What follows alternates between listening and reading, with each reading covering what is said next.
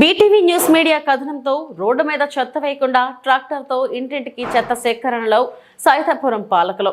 నెల్లూరు జిల్లా సైదాపురం మండలం కేంద్రంలో రోడ్డుపైనే చెత్త దుర్గంధం, వ్యాధుల బారిన ప్రజలు అనే కథనంతో సర్పంచ్ వెందోటి శారద, ఉప సర్పంచ్ బోలిగర్ల శివకుమార్, పంచాయతీ కార్యదర్శి ఇంద్రాణి ట్రాక్టర్తో ఇంటింటి నుండి తడి పొడి చెత్తను సేకరించారు.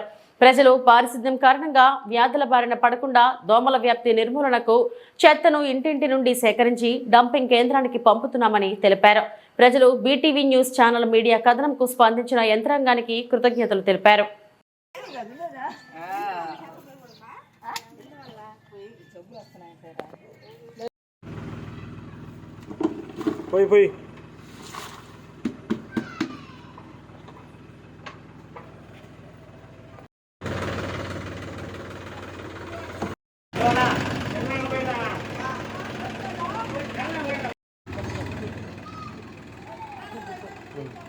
ఈ కాలంలో కొట్టుకో ఫోటో